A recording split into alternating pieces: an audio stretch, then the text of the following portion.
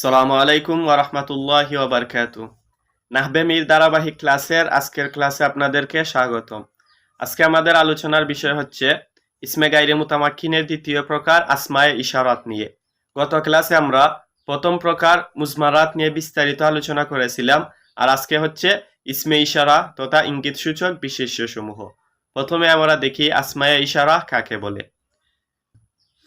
যে সকল ইসিম দ্বারা নির্দিষ্ট কোনো ব্যক্তি বা বস্তুর প্রতি ইঙ্গিত করা হয় সেগুলোকে আসমায়ে ইশারা বলে।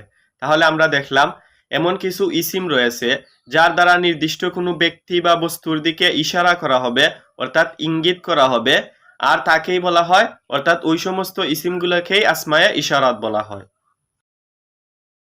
তারপরে দেখেন মুশারুন ইলাইহি কাকে বলে। ইসমে ইশারা দ্বারা যে ব্যক্তি বা বস্তুর প্রতি ইঙ্গিত করা হয় তাকে মুশারুন ইলাইহি বলে।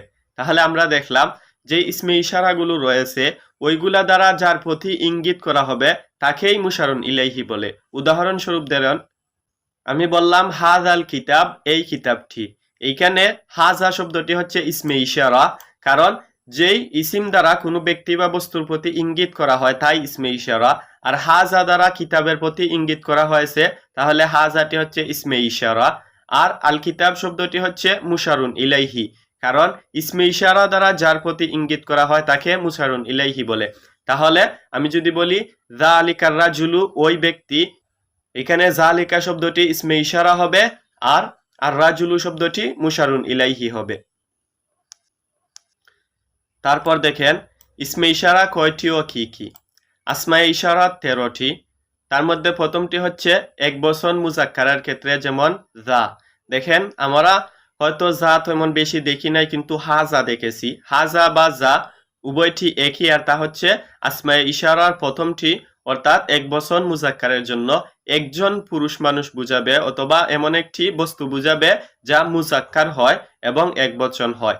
আর শুরুতে যেই হা আনা হয় এই হাকে বলা হয় হায়ে তাম্বি, আর তার কাজ হচ্ছে শ্রোতার মনোযোগকে পরবর্তী কথার দিকে আকৃষ্ট করা। তারপর দেখেন পরেরটি হচ্ছে এক বচন মুয়ান্নাসের ক্ষেত্রে। আর এক বচন মুয়ান্নাসের ক্ষেত্রে অনেকগুলা রয়েছে, যেমন থা, তি, তিহ, তিহি, জিহ, জিহি, তিহি। এসবগুলাই একজন মহিলা অথবা এমন একটি বস্তু যা মুয়ান্নাস হয় এবং এক বচন হয় ওইগুলার দিকেই ইশারা করবে। এখন আপনাদের কাছে একটি প্রশ্ন জাগতে পারে যে একজন স্ত্রী বা একটি স্ত্রীবাচক বস্তু বোঝানোর ক্ষেত্রে এতগুলো শব্দ কেন? এর কারণ হচ্ছে ইসমে ইশারাগুলো দুই প্রকার, ইসমে ইশারা কারিব এবং ইসমে ইশারা বাঈদ। অর্থাৎ কিছু কিছু ইসমে ইশারা নিকটবর্তী বস্তুর জন্য অথবা ব্যক্তির জন্য ব্যবহৃত হয়, আর কিছু দূরবর্তী ব্যক্তি বা বস্তুর জন্য ব্যবহৃত হয়। আর যেহেতু এখানে উভয় প্রকারেরই ইঙ্গিতসূচক ইসমগুলো রয়েছে, অর্থাৎ কিছু নিকটবর্তী একজন মহিলা বুঝাবে, আবার বাকি কিছু দূরবর্তী মহিলা বুঝাবে, এই জন্যই অনেকগুলো রয়েছে। আর আপনারা যাতে অতি সহজেই এই বিষয়টি বুঝতে পারেন, এই জন্য আমি উভয় প্রকারকে আলাদা আলাদাভাবে লিখেছি।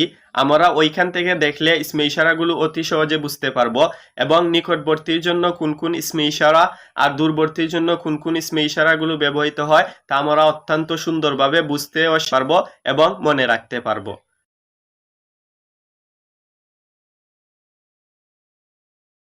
দেখেন প্রথমেই হচ্ছে কারিব তথা নিকটবর্তী। তাহলে এর দ্বারা বোঝা গেল যে এই ইসমে ইশারাগুলো নিকটবর্তী কোনো ব্যক্তি বা বস্তুকে বুঝাবে। আর এইগুলো হচ্ছে হাজা, হাজানে, হাজাইনে, হা উলাই, হাদিহি, হাতানে, হাতাইনে, হা উলাই। দেখেন প্রথমটি হাজা হচ্ছে ওয়াহিদে মুজাক্কারের ক্ষেত্রে, অর্থাৎ এই একজন পুরুষ, যেহেতু কারিব তাই নিকটবর্তী হবে, আর ওয়াহিদে মুজাক্কারের জন্য একজন পুরুষ হবে অথবা একটি বস্তু হবে যা মুজাক্কার হয়। তারপর দেখেন হাজানে এবং হাজাইনে এই দুইজন পুরুষ, হা উলাই এই সকল পুরুষ ও মহিলা, অর্থাৎ জমা মুজাক্কার এবং জমা মুয়ান্নাস একদম সেম। তারপর হাদিহি এই একজন মহিলা, হাতানে বা হাতাইনে এই দুইজন মহিলা, এবং হা উলাই এই সকল মহিলা। আর এইগুলো হচ্ছে নিকটবর্তী ব্যক্তি বা বস্তু বুঝাবে। হাদা, হাদানে, হাজাইনে, হা উলাই, হাদিহি, হাতানে, হাতাইনে, হা উলাই। আপনারা এখন এইখান থেকে অতি সহজেই এইগুলা মনে রাখতে পারবেন, আর তা হচ্ছে নিকটবর্তীর জন্য। এখন আমরা দেখব দূরবর্তী ব্যক্তি বা বস্তু বোঝানোর জন্য কোন কোন ইসমে ইশারা ব্যবহৃত হয়।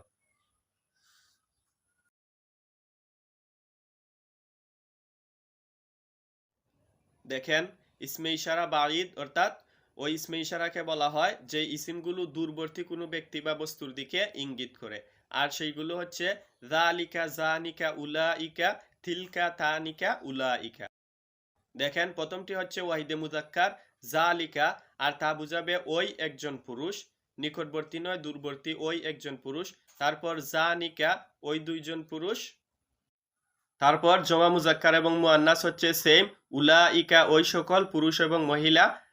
আর তিলকা, তানিকা, উলাইকা হচ্ছে ওয়াহিদে মুআন্নাস, তাসনিয়া মুআন্নাস এবং জমা মুআন্নাসের জন্য।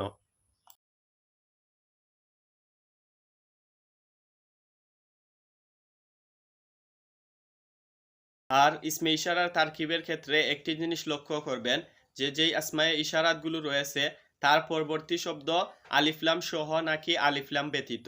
দেখেন দুইটা উদাহরণ। প্রথমটি হচ্ছে হাজা রাজুলুন, ইনি একজন লোক, অথবা আমি বললাম হাজা কিতাবুন, এটি একটি কিতাব। আবার অন্য উদাহরণ দেখেন হাজার রাজুলু উস্তাজুন, এই ব্যক্তিটি হচ্ছে আমাদের উস্তাদ বা ইনি হচ্ছেন আমাদের উস্তাদ। হাজাল কিতাবু জাইয়িদুন, এই কিতাবটি হচ্ছে নতুন। ইসমে ইশারা সাধারণত এই দুই ভাবে আসে, কখনো তার পরবর্তী শব্দ আলিফলাম সহ, কখনো আলিফলাম সারা। আর আলিফলাম সহ আসলে একরকম তারকিব, আলিফলাম ব্যতীত হলে অন্য তারকিব। প্রথমটি দেখেন হাজা রাজুলুন, এইখানে হাজা শব্দটি হবে মুবতাদা আর রাজুলুন শব্দটি হবে খবর। মুবতাদা এবং খবর মিলে জুমলায় ইসমিয়া খবরিয়া হবে, কারণ হাজা রাজুলুন ইনি একজন লোক, এখানে হাজা শব্দটি মুবতাদা হিসাবে ব্যবহৃত হয়েছে কারণ এই ব্যক্তির ব্যাপারে একটি তথ্য দেওয়া হচ্ছে, আর তথ্যটি হচ্ছে ইনি একজন মানুষ অথবা ইনি একজন লোক।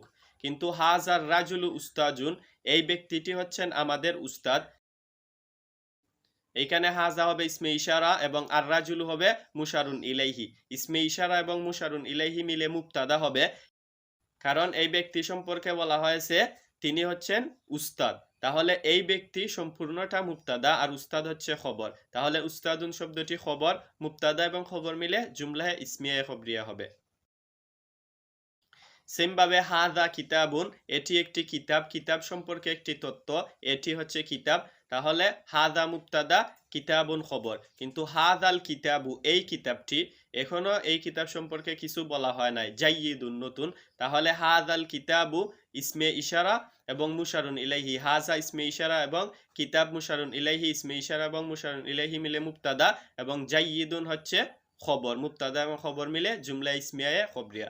ইসমে ইশারার প্রত্যেকটি বাক্যের তারকিব এই নিয়মেই হবে।